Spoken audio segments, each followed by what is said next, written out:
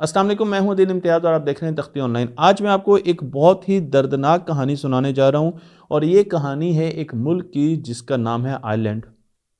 हम बात कर रहे हैं आयरिश हिस्ट्री की।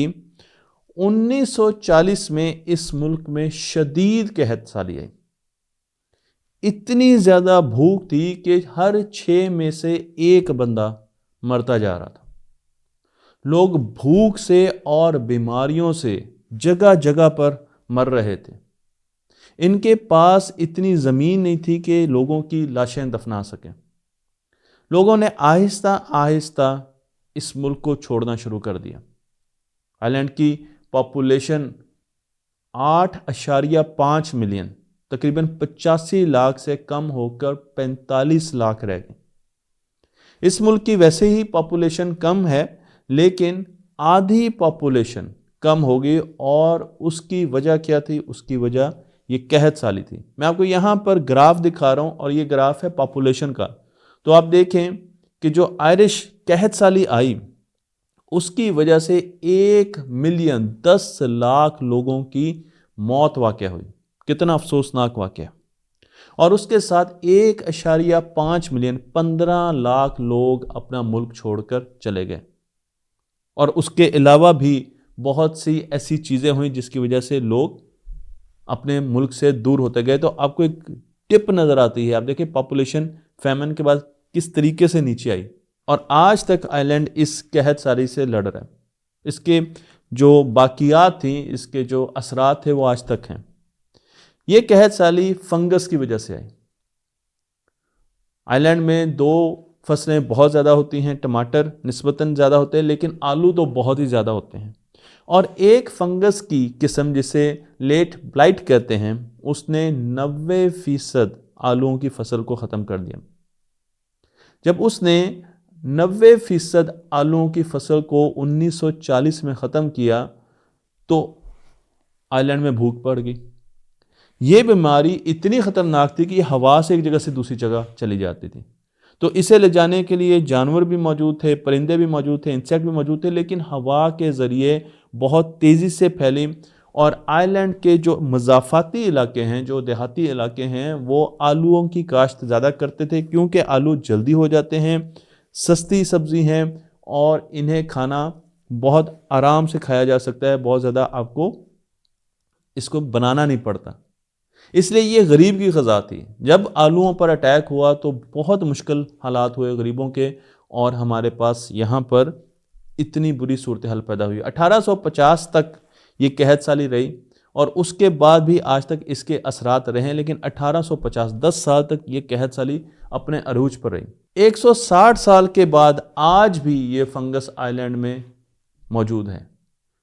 इसे आज भी 5 बिलियन अमरीकी डॉलर प्रॉब्लम कहा जाता है। 5B USD प्रॉब्लम इसका नाम रख दिया गया। ये इतनी बड़ी एक बीमारी है और इसकी वजह से जो ग्लोबल इंडस्ट्री थी पोटैटोज़ की, आलूओं की, उसे बहुत ज़्यादा नुकसान पहुंचा।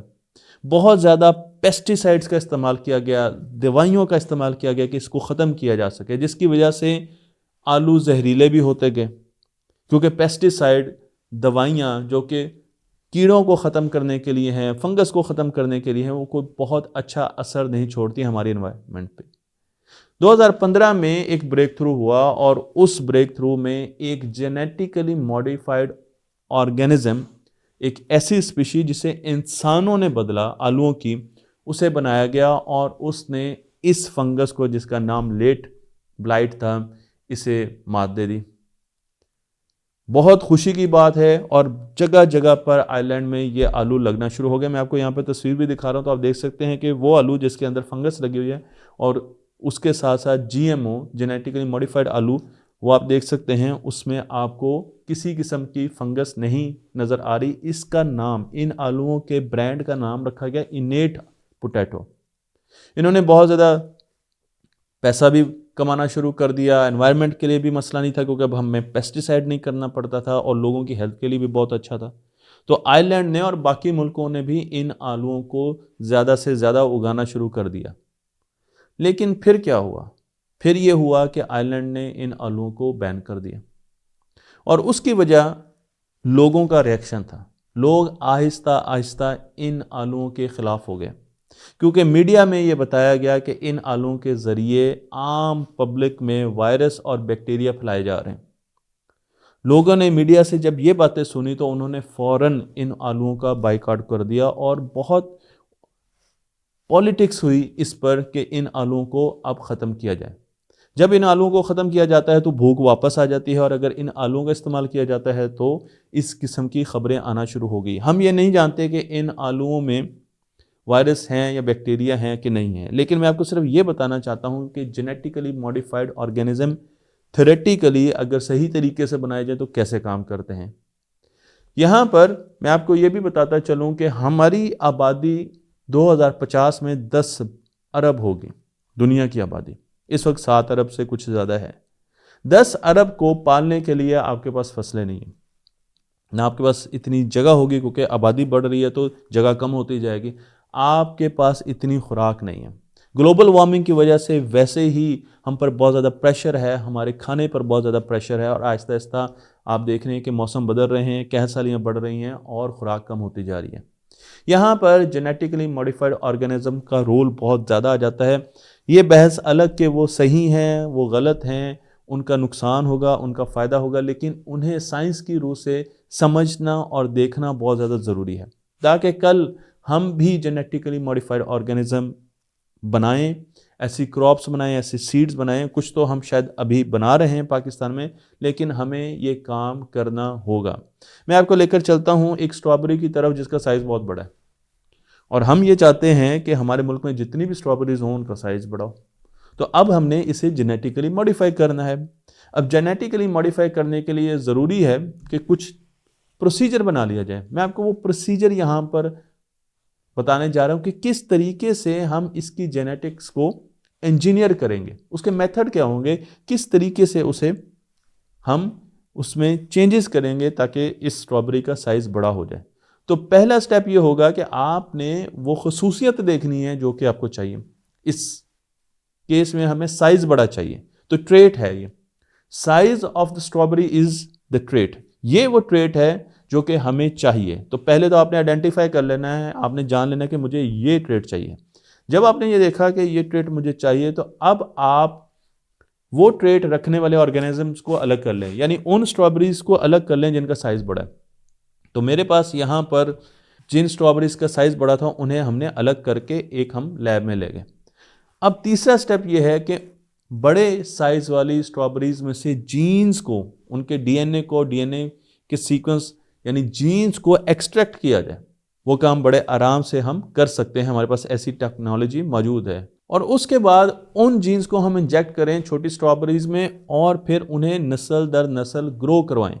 तो जब हम उन्हें ग्रो करवाएंगे तो ये स्ट्रॉबेरीज आहिस्ता आहिस्ता अगली जनरेशन में हमें बड़ी स्ट्रॉबेरीज देना शुरू कर देंगी।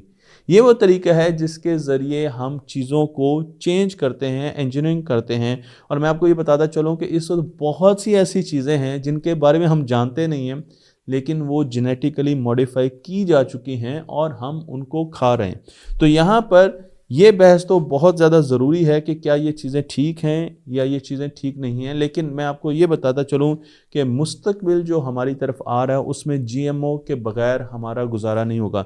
इसलिए ज़रूरी है कि आज हम इस वक्त तहैया करें कि हम अपनी यूनिवर्सिटीज़ में, हम अपनी ज़रई यूनिवर्सिटी में जेनेटिकली मॉडिफाइड ऑर्गेनिज्म पर बहुत ज़्यादा रिसर्च करेंगे, और हम खुद इनके सीड्स या इनकी रेसिपीज़ बनाएंगे। क्योंकि अगर हम खुद बना रहे हैं तो हमें एतमाद भी होगा कि इसमें कोई भी बैक्टीरिया, कोई वायरस या कोई ऐसी चीज़ नहीं है जो कि इंसान को नुकसान पहुंचा सके। लेकिन जब तक ये सीड्स मल्टीनेशनल कंपनी से हमारे मुल्क में आएंगे, हमारे लोग भी बिल्कुल आइलैंड के लोगों की तरह परेशान रहेंगे कि हम क्या खा रहे हैं और इनके असरात हमारी बॉडीज़ पर क्या होंगे। तो इस चीज़ को दूर करने के लिए मैं हमेशा से ये कहता हूँ कि हमें अपने मुल्क में टेक्नोलॉजी बनानी होगी, तभी हम इस सर्कल से, विशेष सर्कल से बाहर निकलेंगे कि गोरों की चीज़ें हमने नहीं इस्तेमाल करनी, और फिर हम पीछे रह जाएंगे और आहिस्ता आहिस्ता वो चीज़ें भी इस्तेमाल करनी पड़ेगी। फिर अगली गोरों की चीज़ आ जाएगी, फिर हम कहेंगे हमने नहीं इस्तेमाल करनी क्योंकि इसमें कुछ होगा, और फिर 10 सालों के बाद हम इस्तेमाल करना शुरू कर देंगे और हम हमेशा पीछे रहेंगे। तो जब तक हम खुद अपनी चीज़ें नहीं बनाएंगे, हमें तसल्ली नहीं होगी कि ये चीज़, ये बीज हमारे मुल्क में बने हैं, इसमें हमारे लिए बेहतरी है और इसमें कोई भी नुकसानदेह अज्जा नहीं है, उस वक्त तक हम आगे नहीं बढ़ सकेंगे। मुझे उम्मीद है ये वीडियो आपको पसंद आई होगी। तख्ती ऑनलाइन को लाइक कीजिए, शेयर कीजिए और इस इल्म को दूसरों तक पहुंचाते रहिए।